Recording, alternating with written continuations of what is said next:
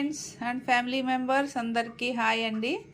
ఈరోజు మనము వంకాయ తాలింపు ఎట్లా రెడీ చేసుకున్నామో చూద్దాం రండి. ఇవి శుభ్రంగా కడిగి సన్నగా స్లైస్గా కట్ చేసుకున్నాము. చూసేద్దాం రండి ఎలా ప్రిపేర్ చేసుకున్నాము. ముందుగా ఆనియన్ కట్ చేసి పెట్టుకున్నాము. ఇప్పుడు గార్లిక్ దంచి పెట్టుకున్నాము. తెల్లగడ్డలు ఒక్కొక్కటి వేసి జారిపోకుండా దంచుకున్నాము. ఇప్పుడు ఈ వంకాయలు స్లైస్గా కట్ చేసుకొని నీళ్ళలో వేసేద్దాము. ఫిల్టర్ నీళ్ళల్లోనే నల్లగా అయిపోకుండా ఉంటాయి కదా. ఇప్పుడు కట్ చేసేద్దాము. చూడండి చాలా బాగున్నాయి ఈ వంకాయలు. ఈ కలర్ గ్రీన్ కలరు, అస్సలు ఇత్తనాలు కూడా లేవు. ఇట్లా కట్ చేసుకొని మళ్ళీ దీన్ని ఇట్లా స్లైస్గా కట్ చేసుకున్నాము. తొందరగా ఫ్రై అవుతుంది. చూడండి ఫ్రెండ్స్, వంకాయలన్నీ ఇట్లా స్లైస్గా తరిగేసి నీళ్ళల్లో పెట్టేసినాను. ఇప్పుడు మనము ప్రాసెస్ చూసేద్దాం రండి. ఇప్పుడు ప్యాన్ పెట్టేసుకొని స్టవ్ వెలిగించుకున్నాము. ఆయిల్ వేసేద్దాం. సరిపోతుంది, వంకాయలు కదా విన్నానే ఫ్రై అయిపోతాయి. ఆయిల్ హీట్ ఎక్కనిద్దాం. ఆయిల్ హీట్ ఎక్కిపోయింది. ఆవాలు వేసేద్దాము. అలాగే జీలకర్ర 1/2 స్పూను,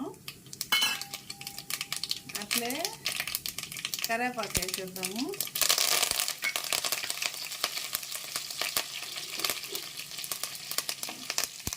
అట్లే మనం కట్ చేసి పెట్టుకున్నాం కదా ఎర్రగడ్డలు వేసేద్దాము.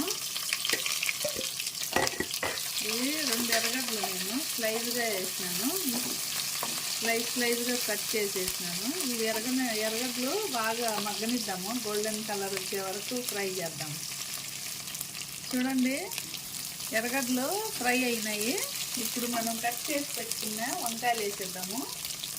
చూడండి నీళ్ళన్నీ ఉడిపేసి వేసేస్తాము.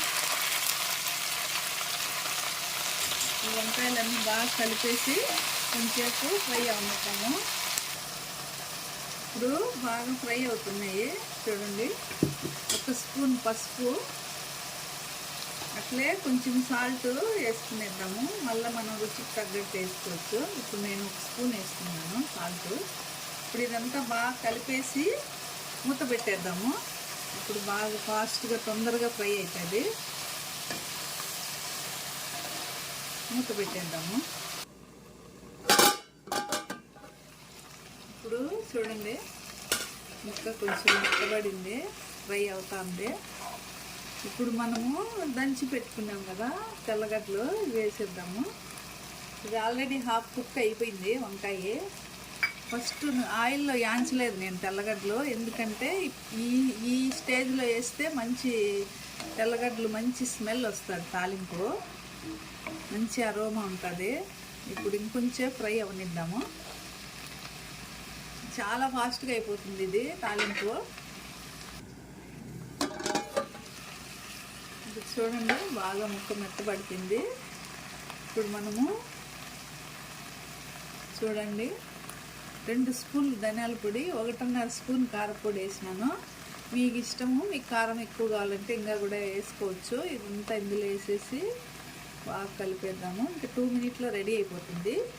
ఇది మనము బాగా కలిపేసి 2 మినిట్స్ ఫ్రై చేస్తే ఈ పొడి అంతా కూడా మనకి వంకాయ ముక్కకి పడుతుంది కదా, అందుకని ముందుగానే వేస్తున్నాను. చూద్దాం రండి, బాగా ఫ్రై అయిపోయింది వంకాయ తాలింపు.